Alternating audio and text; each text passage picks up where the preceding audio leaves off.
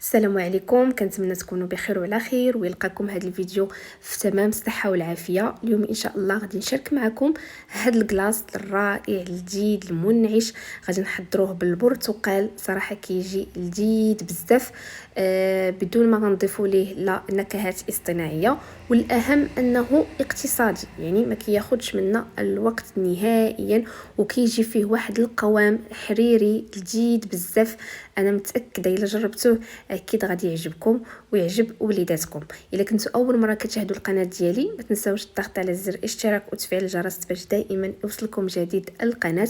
والا عجبتكم الوصفه دائما ما تبخلوش عليا باللي لايك ديالكم وتبارطاجيو لا فيديو مع الاحباب والاصدقاء. وبلا ما نطول عليكم ندوزو نحضروا هاد الكلاص. بالنسبه للمقادير ديال هاد الكلاص غادي نحتاجوا لواحد الحبه ديال البرتقال، غادي نقطعها يعني بهاد الطريقه كما كيبان لكم في الفيديو. كنقطعها على جوج، من بعد كنقطعها على 4 وكنقطعها يعني طريفات صغار بدون ما كنحيدوا ليها القشره ديالها، يعني كنقيوها فقط. الا كان العظم في البرتقال كنحيدوا داك العظم من البرتقال وكنقطعوه بهاد القطع اللي كتكون صغيره. ونحاول دائما نختاروا البرتقال اللي كيكون فيه الماء، يعني ما يكونش البرتقال ناشف. غادي نوضعوه في واحد الكاسرونه وغادي نضيف عليه نصف كاس ديال السكر سنيده اولا السكر الخشن اللي عندها الميزان تعبر 50 غرام ديال السكر سنيده. غادي نوضع الكاسرول ديالي فوق النار بدون ما نضيف قطره ديال الماء، يعني ما نضيفوش نهائيا الماء لهاد البرتقال، لان الغرض ديالنا نحصلوا على مركز ديال البرتقال. كنوضع الكسرونه على النار اللي كتكون مهيله يعني مع التحريك حتى كيطلق لينا داك البرتقال الماء ديالو. ومره يعني كنبقاو نضغطوا على دوك الحبات ديال البرتقال.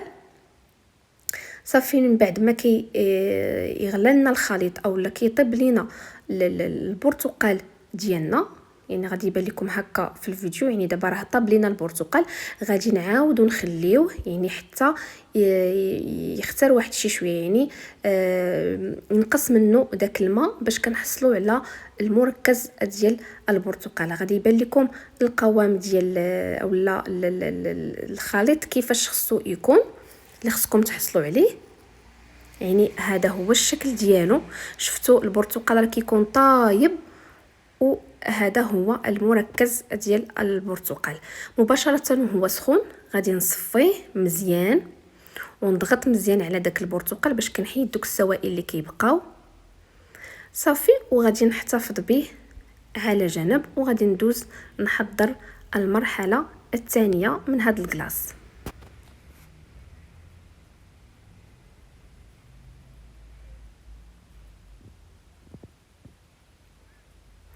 بالنسبه للمرحله الثانيه في كسرونه غادي ناخذ نصف لتر ديال الحليب اولا ما يعادل 500 ملي ديال الحليب، وغادي نضيف عليه واحد كاس الا ربع ديال السكر سنيده اولا ما يعادل واحد 100 غرام ديال السكر سنيده. غادي نوضع الكسرونه ديالي على نار اللي كتكون مهيله، يعني دائما مع المراقبه. بقى نحركوا مره الكسرونه ديالنا لان الغرض ديالنا نحضروا الحليب المركز المحلى، يعني هذا كيتقام رخيص عكس اللي كيكون جاهز، وكنحصلوا على نفس النتيجه.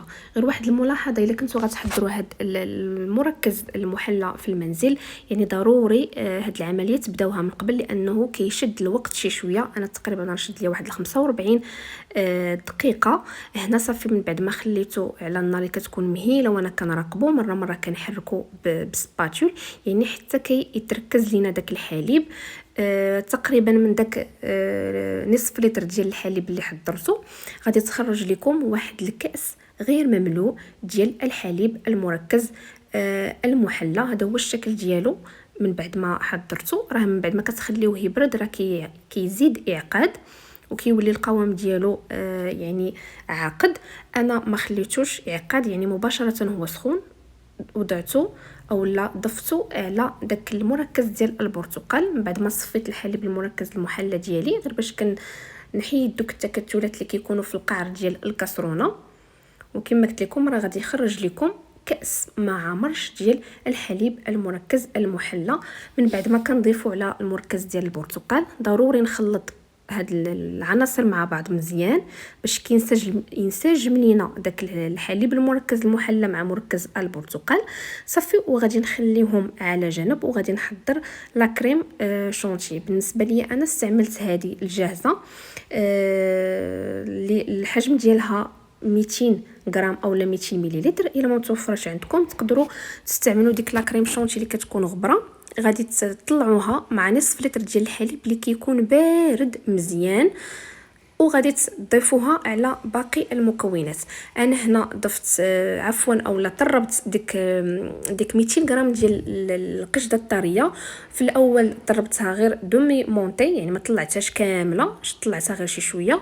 من بعد غادي نضيف على داك الخليط ديال المركز ديال البرتقال مع الحليب المركز المحلى اللي حضرت معكم وغادي نخلط بشي سباتول اولا بشي ملعقه بحركه دائريه باش كندخل داك الخليط في لا كريم شونتي. وهنايا انا غادي نضيف واحد القليل من الملون الاورانج غير باش يعني باش كنعطيو داك اللون ديال البرتقال. ماشي ضروري لما بغيتوش ديروه تقدروا يعني تكتفيو فقط غير في باقي المكونات. انا درتو الا متوفر عندكم طبعا. ومن بعد كنطلع هاد لا كريم شونتي للمره الثانيه حتى كنحصل على هاد القوام يعني كيكون ثقيل ماشي بحال الاول. انا غير ما صورت لكمش هاد المرحله فاش كنت كنطلع لا كريم شونتي. صافي من بعد ما طلعتها للمره الثانيه هذا هو القوام ديالها كما كيبان لكم في الفيديو. صافي كناخذ شي بواطه اولا شي اناء كنوضع فيه هاد الكلاص ديالي وكنحاول نقاد الوجه ديالو اولا الشكل ديالو من الاعلى. كنحاول نخبط شي شويه بديك البواطه.